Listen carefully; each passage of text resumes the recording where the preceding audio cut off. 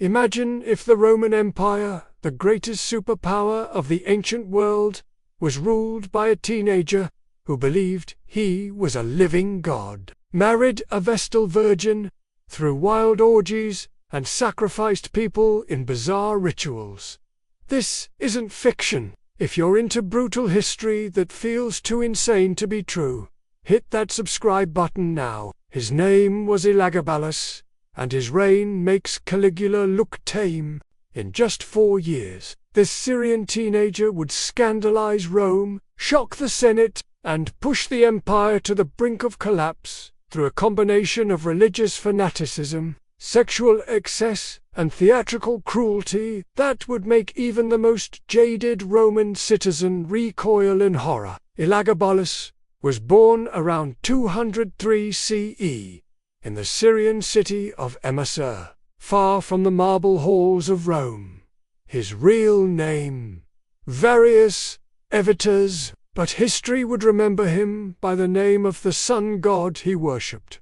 Elagabal, a mysterious deity represented by a massive black meteorite that had fallen from the heavens. He wasn't born to rule. He was just another provincial nobleman's son in a wealthy Syrian family. But when his cousin, Emperor Caracalla, was assassinated in 217 CE during a military campaign, his mother, Julia Soaemias, saw an opportunity that would change the course of Roman history. The Severan dynasty was in crisis. With Caracalla dead and no clear successor, the empire teetered on the edge of civil war. But Julia Soaemias had a plan so audacious it could only have been conceived by someone with imperial blood running through her veins. She claimed Elagabalus was Caracalla's secret son, a complete fabrication, but one that would give him a legitimate claim to the throne. With the help of her powerful mother, Julia Misa, and their considerable wealth, she began bribing the Roman legions stationed in Syria. Gold flowed like water, and promises were made that would bankrupt the empire. The soldiers, tired of uncertainty and hungry for the riches promised by the Syrian women, proclaimed the 14-year-old boy emperor. And at just 14 years old, Elagabalus became emperor of Rome, defeating the current emperor Macronus in battle.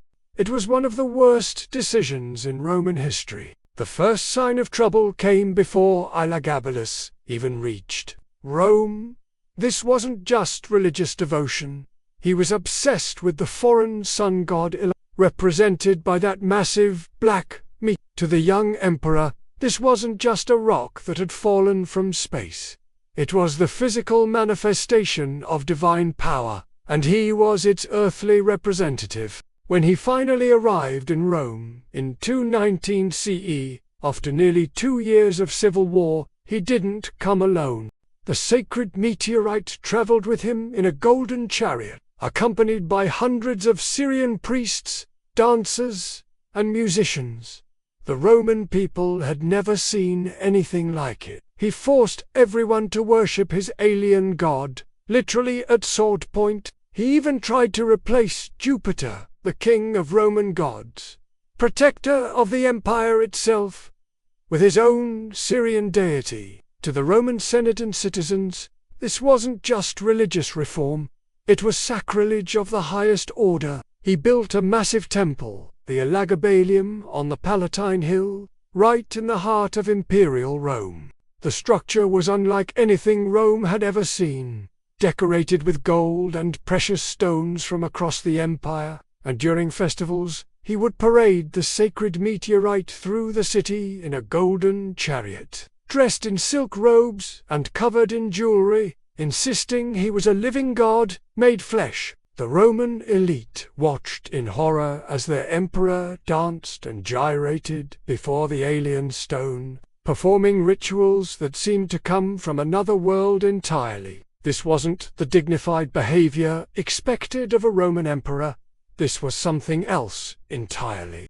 Elagabalus didn't follow Roman tradition.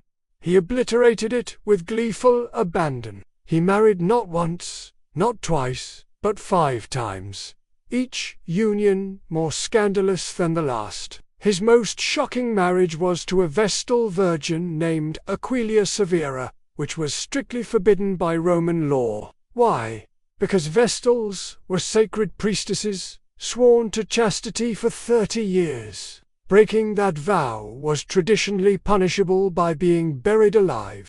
But Elagabalus didn't care about tradition. He claimed that the marriage between a sun god and a virgin priestess would produce divine children who would rule the world. He also completely defied Roman gender norms in ways that would be considered progressive even by today's standards. He often wore makeup, elaborate wigs, and feminine clothing. He referred to himself as Empress instead of Emperor, and reportedly asked court physicians if they could perform what we would now call gender reassignment surgery, a request that left Roman doctors baffled and terrified.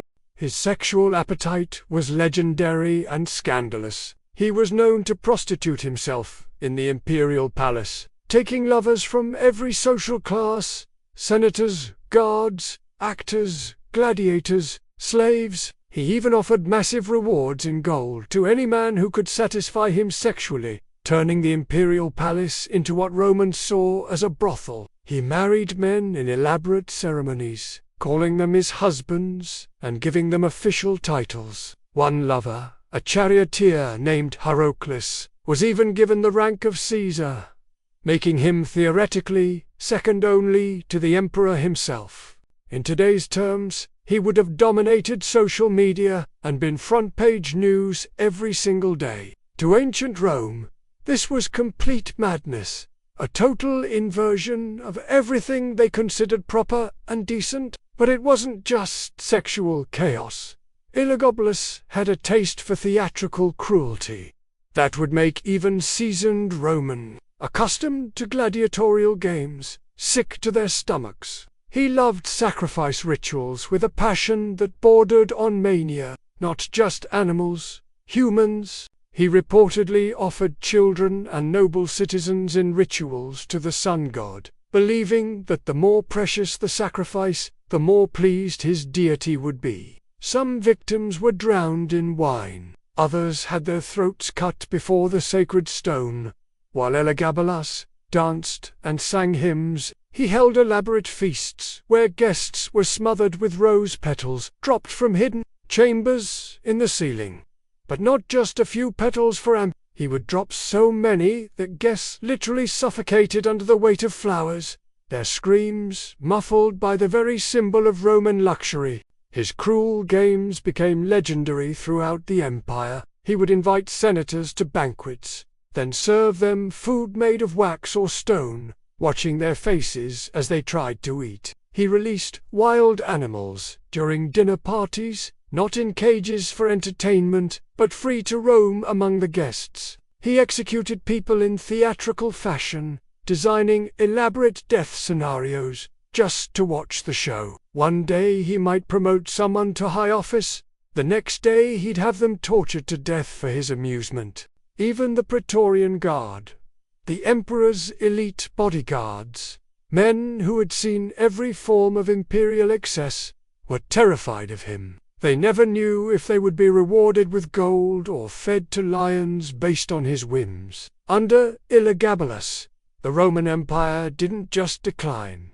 It careened toward complete collapse. He handed out titles and priesthoods like party favors at a child's birthday. Sacred positions that had been held by Rome's most distinguished families for generations were given to Syrian dancers, male prostitutes, and his personal lovers. He appointed his barber as a senator and gave his charioteer husband authority over the imperial treasury. The Roman Senate was not just disgusted, they were up. These were men who traced their lineage back to the founding of the Republic, and now they were being forced to bow to foreign priests and the emperor's sexual partners.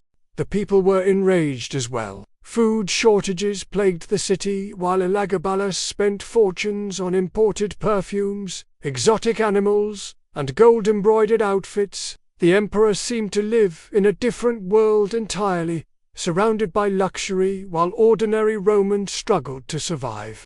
Meanwhile, The empire's borders were under constant threat. Germanic tribes pressed against the Rhine frontier, while Parthian forces tested Roman defences in the east. But instead of focusing on military matters, Elagabalus was planning his next religious festival or organizing new chariot races in the Circus Maximus.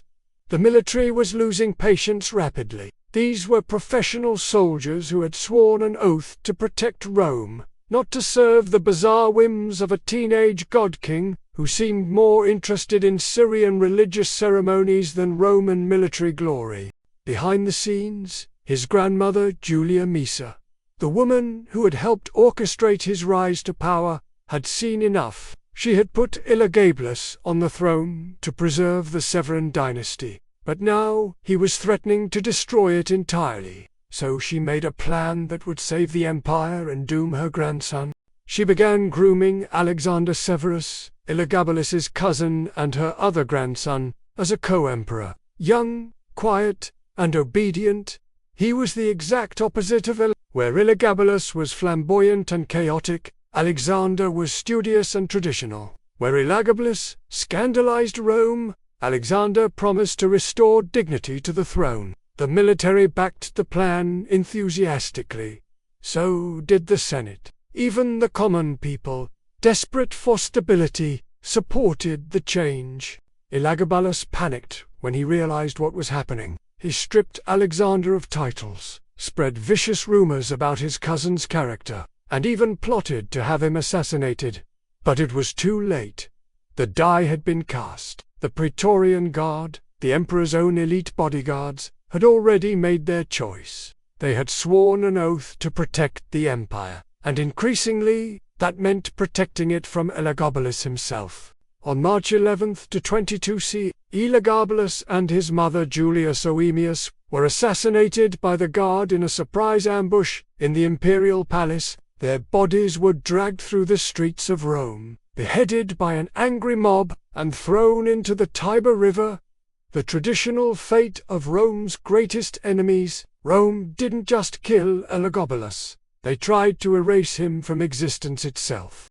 His name was scrubbed from monuments across the empire. Statues were smashed to pieces. Coins bearing his image were melted down and recast. He was given the ancient punishment of damnatio memoria, the condemnation of memory, as if he had never existed at all.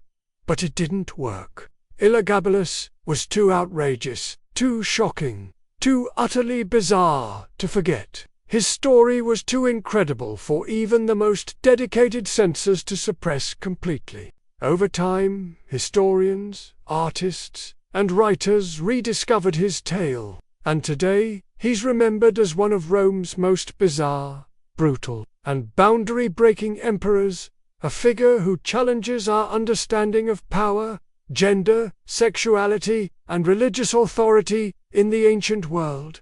So who was Elagabalus, really? A mad tyrant who nearly destroyed the greatest empire in history? A teenage godsking drunk on absolute power? A misunderstood revolutionary who broke every rule before the world was ready for such radical change?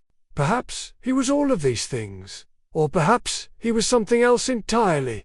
A mirror that reflected the contradictions and tensions within Roman society itself. One thing's for sure. His reign was short, brutal, and utterly unforgettable. And when you think you've seen the wildest rulers in history, just remember. There was once a Roman emperor who tried to become a goddess, and nearly brought down an empire in the process. Behind every legend is a story they didn't tell you in school. Subscribe to Utak Diaries and uncover the truth, one brain-blowing fact at a time.